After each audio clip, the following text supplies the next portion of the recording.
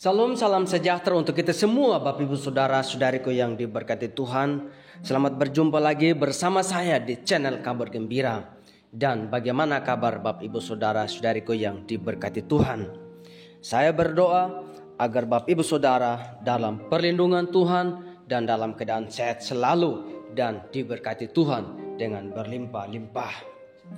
Pada hari ini kita akan menyaksikan tayangan berikut ini tentang seorang murtadin, yaitu orang Sunda, Bapak Ibu Saudara. Dan kita tahu orang Sunda ini adalah orang yang sangat fanatik, suku yang sangat fanatik, Bapak Ibu Saudara. Tetapi apalah daya kalau Bapa yang tarik untuk datang kepada Yesus Kristus, Tuhan dan Juru Selamat kita.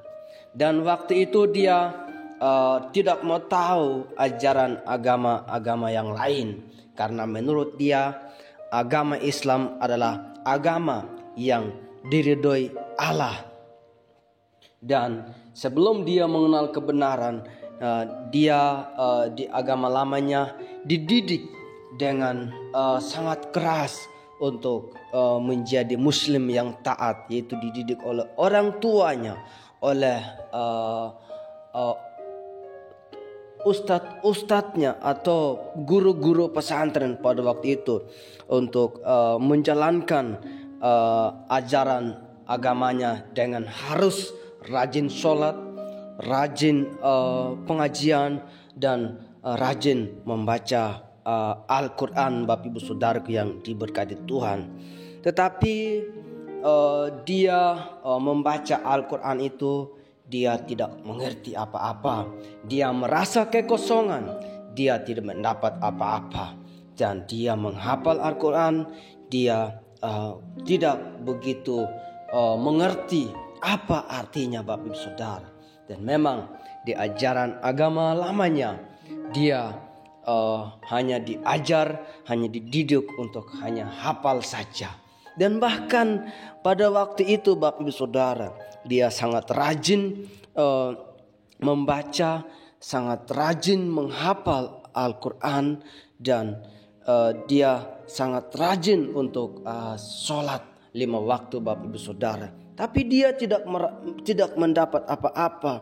Dia tidak mendapat yang namanya sukacita, damai sejahtera, dan kegembiraan, Bapak Ibu Saudaraku. Melainkan dia merasa kekosongan, merasa tidak ada jawaban sama sekali di ajaran kitab sucinya pada waktu itu, Bapak Ibu Saudaraku yang diberkati Tuhan. Bahkan juga ditakut-takuti ketika dia contohnya kalau misalnya mereka tidak sholat, tidak membaca atau menghafal Al-Quran, mereka dikatakan bahwa kalau tidak melakukan itu, maka nanti meninggal dunia, pasti masuk neraka. Itulah ajaran mereka, Bapak Ibu Saudara. Dan ya, seorang muslimah cantik ini, dia betul-betul menjadi pribadi yang taat untuk menjalankan ajaran agamanya pada waktu itu, Bapak Ibu Saudaraku yang diberkati Tuhan. Dan ya, juga berita yang memang sangat mengecewakan, Bapak Ibu Saudara.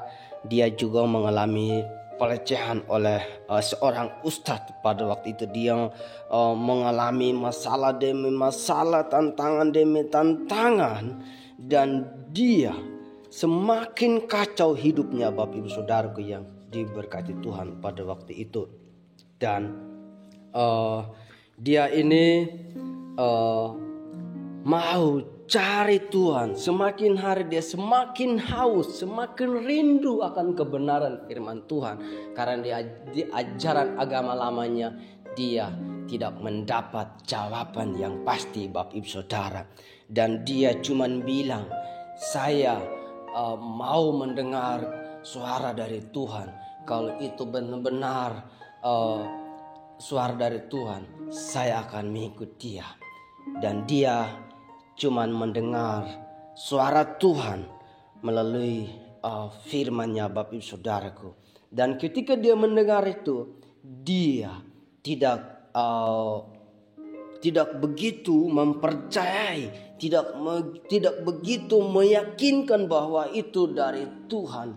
Bapak Ibu Saudara, dia pikir itu dari setan, dan dia malah berkata, "Oh, kenapa setan pergi dari aku?" Padahal itu Roh Kudus yang sedang berbicara kepada dia, itu Roh Kudus daripada Tuhan Yesus, Bapak Ibu Saudaraku yang diberkati Tuhan.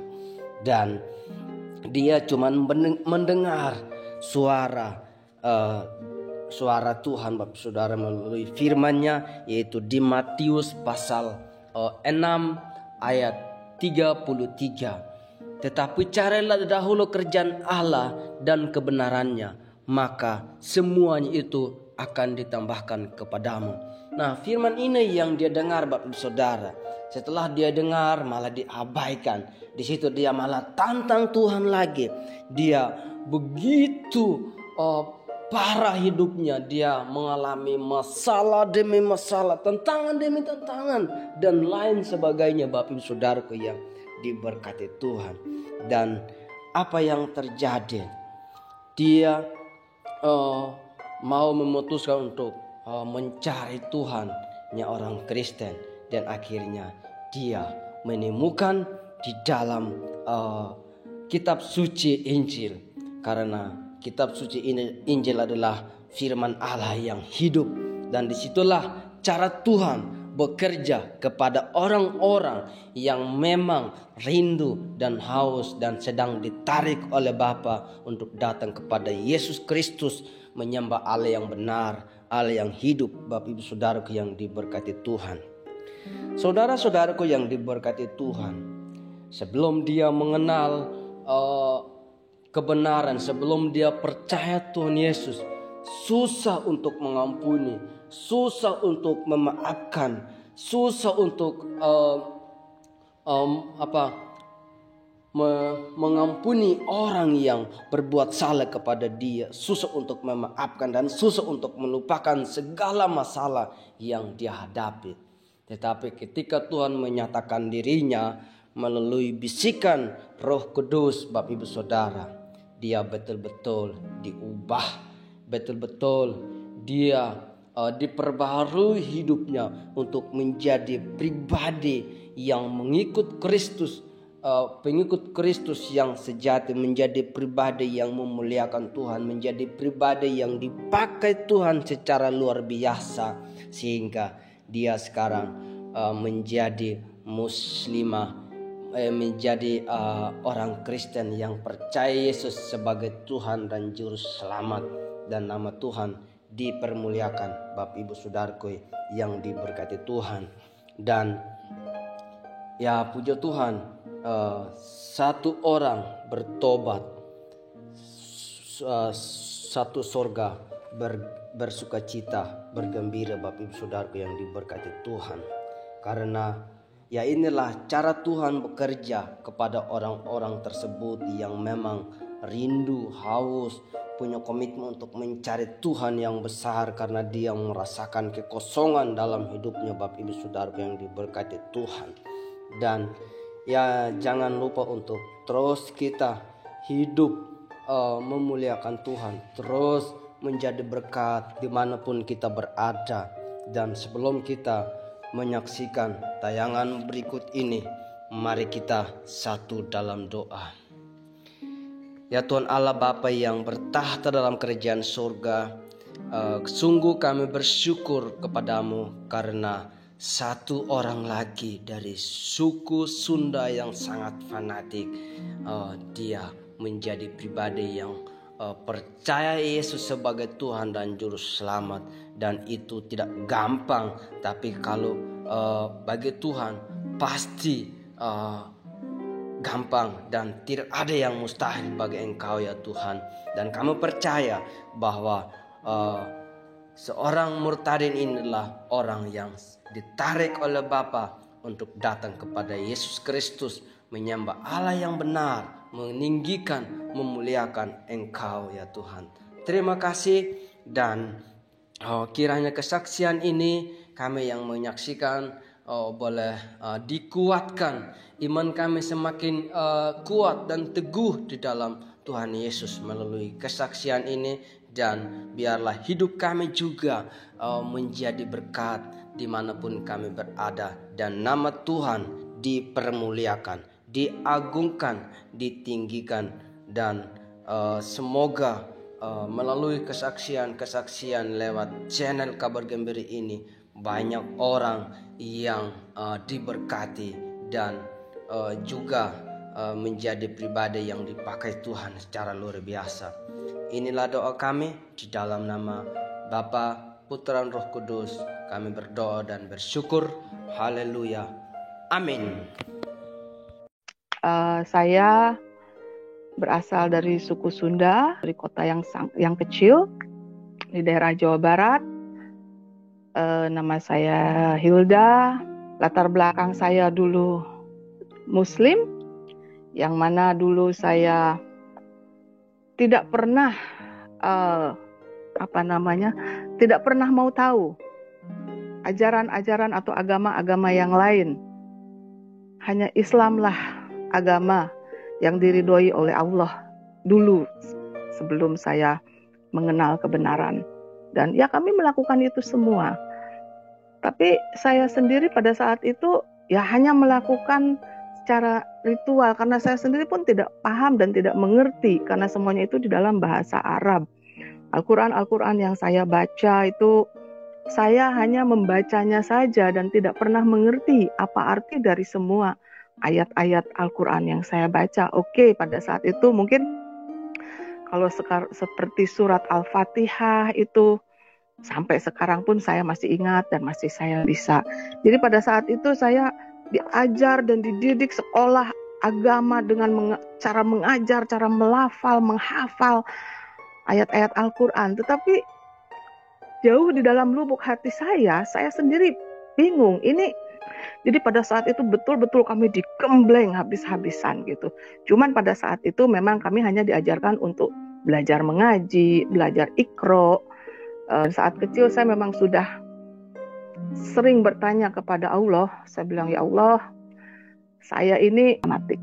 Dan pada saat itu juga saya sempat takut, karena sering dikasih tahu kalau kamu tidak sholat hukumannya ini, kalau kamu tidak ngaji hukumannya masuk neraka, kalau kamu tidak. Jadi banyak sekali kita ditakut-takutin gitu loh Bapak Ibu. Sekarang bagaimana saya bisa saat ini kok mau percaya kepada Kristus Yesus atau Isa Al-Masih itu adalah Tuhan dan Juru Selamat? Saya ingin menyatakan bahwa di Bali inilah saya bertemu dengan Tuhan, Allah yang hidup. Saya hanya ingin mencari Tuhan, Bapak Ibu. Saya ingin mencari Tuhan. Di mana Tuhan ini? Saya bilang gitu. Akhirnya bagaimana akhirnya saya berjumpa dengan Sang Juru Selamat itu. Semuanya itu karena saya ingin ketemu Tuhan. Akhirnya Tuhan tidak saya ketemu. Hati saya menjadi tambah kering, tidak tahu apa yang harus saya perbuat. Putus asa. Dan satu hal Bapak Ibu yang membuat saya sakit hati sama orang ini Bapak Ibu. Pada saat itu Bapak Ibu, dia melakukan pelecehan. Dan saya yakin dan percaya banyak perempuan-perempuan di luar sana yang mengalami hal yang sama dengan saya.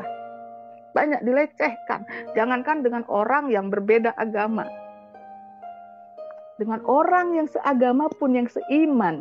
Ketika saya dulu masih di Islam dulu Bapak Ibu, banyak toh pelecehan-pelecehan yang dilakukan oleh ustadz terhadap santrinya atau anak didiknya. Dan saya alamin itu.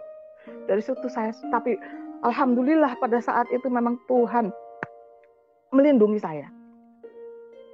Jadi pada saat waktu dia mau berbuat yang tidak,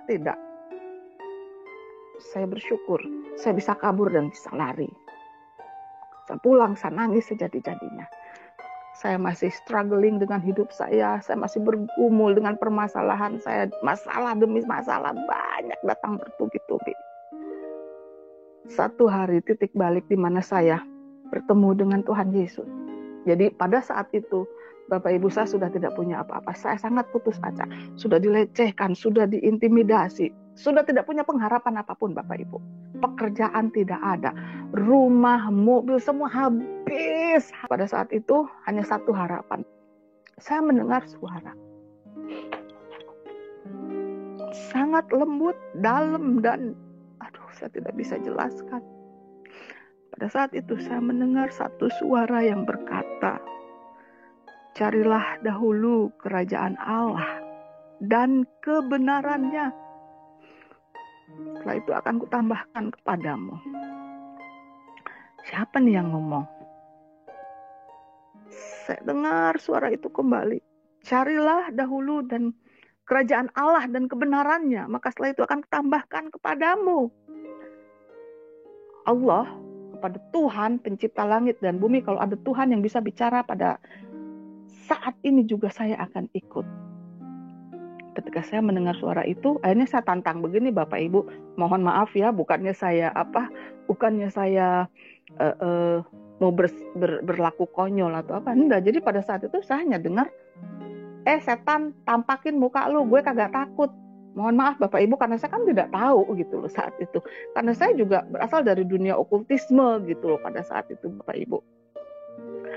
Nah akhirnya setelah 3 kali saya mendengar suara itu, akhirnya saya putuskan untuk tidur. Habis itu saya berusaha untuk tidur sambil bertanya, bicara sendiri, jawab sendiri. Saya kerubutin badan saya dengan selimut. Saya bilang, ini suara siapa ya? Masa sih setan? Saya bilang gitu. Jadi suara itu teringat terus gitu loh Bapak. Akhirnya saya tidak bisa tidur dan tertidur sekitar pukul 6:30 pagi apa jam 6 gitu lupa. Kemudian saya terbangun jam 9. Ketika bangun jam 9 Bapak Ibu, saya harus berkata, rasa sakit di dada ini yang dulu sungguh-sungguh membebani hidup saya, yang rasanya sepertinya itu seperti batu yang dipecahkan Tuhan, yang membuat hidup saya kayak I'm released, kayak tidak ada lagi beban yang menghimpit saya, yang menyakiti. Setelah saya membaca Alkitab, saya mulai memanggil nama Tuhan Yesus. Jadi saya sudah paham sekarang. Saya sudah mengerti. Yesus Kristus, Isa Al-Masih adalah Allah yang hidup, saya bilang gitu. Saya paham betul Tuhan Yesus yang berbicara kepada saya, bukan Allah yang tidak bisa menjawab doa-doa saya. Saya bilang, ingin menegaskan bahwa Allah yang hidup adalah Yesus Kristus. Isa Al-Masih, Allah yang hidup. Saya tidak bisa pungkirin lagi itu. Saya sudah menerimanya sebagai Tuhan dan Juru Selamat saya. Mari kita sama-sama mengampuni, memberikan diri kita sepenuhnya kepada Tuhan. Melakukan pertobatan yang sesungguhnya memang tidak mudah Bapak Ibu. Mengampuni tidak mudah. Menguliti daging sendiri, sangkal diri tidak mudah. Tapi itu yang dikehendaki Allah. Saya bersyukur saya bisa bertemu dengan Juru Selamat Yesus Kristus, atau Isa Al-Masih, yang telah menyelamatkan hidup saya di saat hidup saya paling bawah, di dalam keputusasaan, di dalam ketidakberdayaan saya. Tuhan Yesus penyelamat kehidupan saudara dan saya. Yang belum percaya, mari kita belajar untuk cerdas, belajar membuka hati dan pikiran kita. Hanya Dia satu-satunya Allah yang mengerti, hanya Dia satu-satunya Allah yang sanggup melakukan segala perkara, karena Dia hidup. Saya dulu tidak percaya, tetapi saya sekarang percaya sepenuhnya, sekalipun pikul salib, pergumulan masih terus berlanjut. Tapi saya percaya Yesus Kristus selalu ada dan selalu memberikan kekuatan, menopang, melewati segala dari permasalahan-permasalahan yang kita punya. Haleluya, haleluya. Puji Tuhan Bapak Ibu Saudara yang diberkati Tuhan. Dan memang ketika kita mengambil keputusan untuk percaya Yesus, harus memang memikul salib sendiri. Artinya beban-beban, masalah-masalah, tantangan-tantangan yang kita hadapi harus siap menerimanya, harus menanggung sendirinya. Dan apapun itu, tantangan, apapun masalahmu, jangan pernah engkau meninggalkan Tuhan Yesus. Tapi bawalah semuanya masalahmu kepada Tuhan Yesus.